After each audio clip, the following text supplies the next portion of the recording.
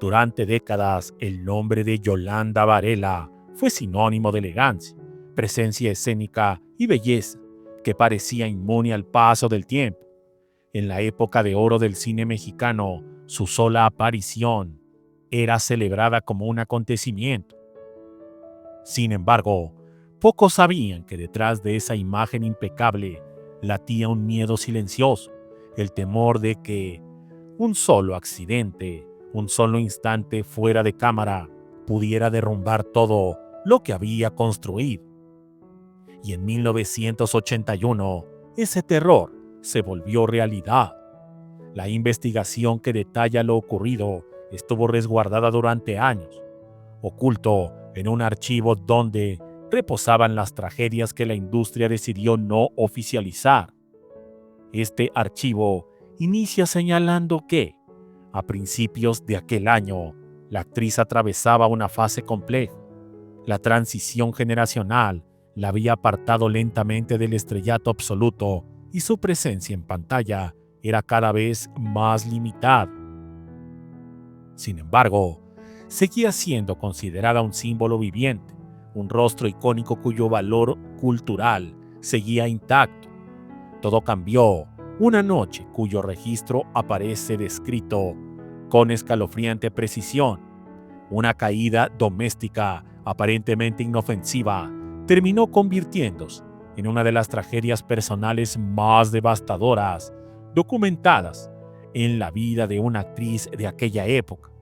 Según el informe médico original, la caída provocó un corte profundo cuyo recorrido partía desde la zona inferior del ojo izquierdo y descendía diagonalmente hasta casi rozar la barbilla.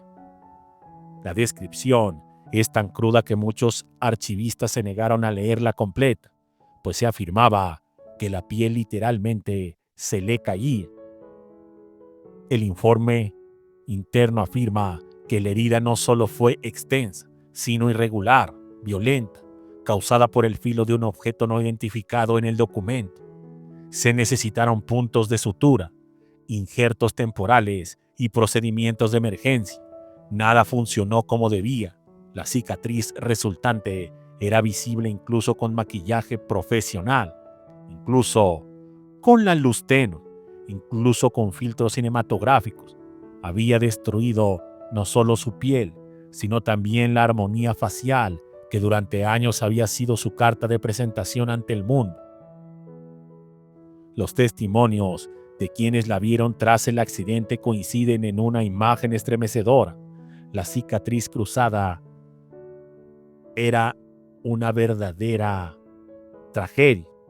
Su rostro, como se manejaba en todos los ámbitos, era verdaderamente monstruoso, pues una línea de dolor permanente hundiendo la parte inferior del párpado y tensando la piel alrededor de la mejilla la torturaba todos los días. Algunos describieron la marca con una llaga eterna. Otros la compararon con una cicatriz que parecía no pertenecer a un ser humano. Y varios aseguran que verla era enfrentarse a un recordatorio físico del paso implacable del tiempo, del azar y de la frialdad de la fama. Yolanda, consciente del destino que aguardaba a quienes pierden el elemento más explotado por la industria, entró entonces en una espiral de procedimientos estéticos experimentales. Pasó por consultorios clandestinos, clínicas de renombre, tratamientos improvisados y técnicas que en ese tiempo apenas se consideraban seguras. Había noches en las que se sometía a más de un procedimiento menor, intentando pulir, suavizar, borrar, cubrir aquella marca que parecía crecer con cada intento fallido. Cada intervención le arrebataba algo: dinero, tranquilidad, estabilidad emocional.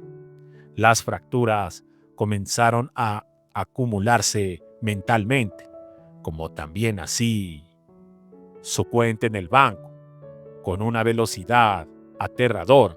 Su fortuna, fruto de décadas de trabajo exhaustivo, se desvaneció en silencio. No hubo focos rojos públicos, no hubo titulares, No hubo alarma mediática. Su caída financiera fue tan silenciosa como lo fue su accidente, pero igual de devastadora. Testigos señalan que para cuando llegó 1982, Yolanda se encontraba prácticamente en bancarrota, sin recursos para seguir tratando la cicatriz y sin ofertas laborales que se ajustaran a su nueva realidad. Es en este punto donde el expediente adopta un tono sombrío y fatalista. La industria, siempre hambrienta de juventud y perfección, no tuvo piedad. La actriz, que alguna vez fue considerada imprescindible, se volvió prácticamente invisible, sin dinero, sin contratos y sin posibilidades de ocultar su cicatriz. Se vio obligada a aceptar una propuesta que jamás habría considerado en épocas pasadas, un papel breve en una película de corte cómico, un proyecto menor cuyo valor artístico era prácticamente nulo, pero que ofrecía un salario lo suficientemente básico para cubrir lo urgente, para seguir tratando de intentar componer su rostro.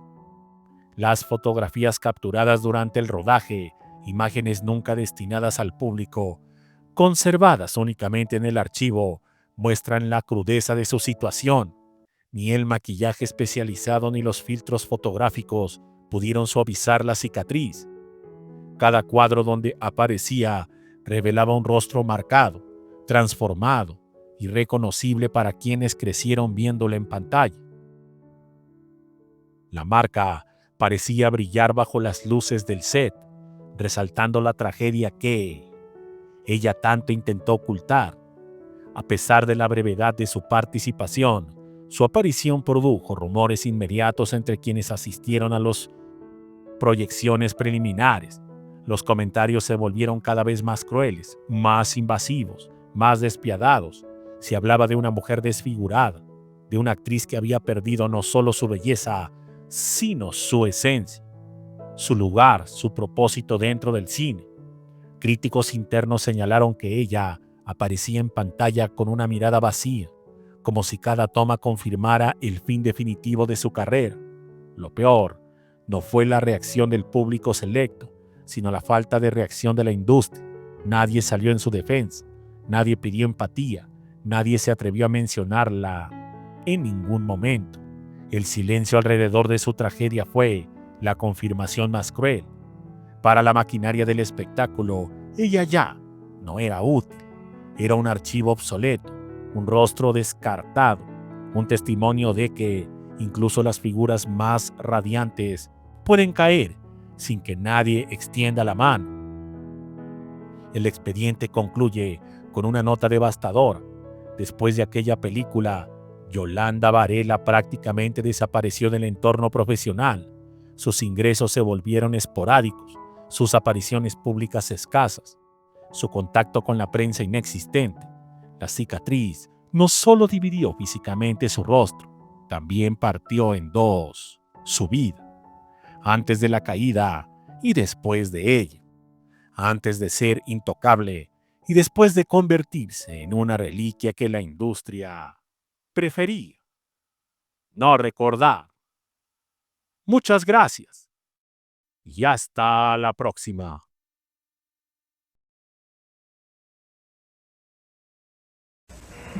¡Eva! Tengo sed. Toma una manzanita. No me tientes. Manzanita Sol, bien fría. Manzanita Sol. Tiene manzana. Manzanita Sol. Manzanita Sol. Una tentación irresistible.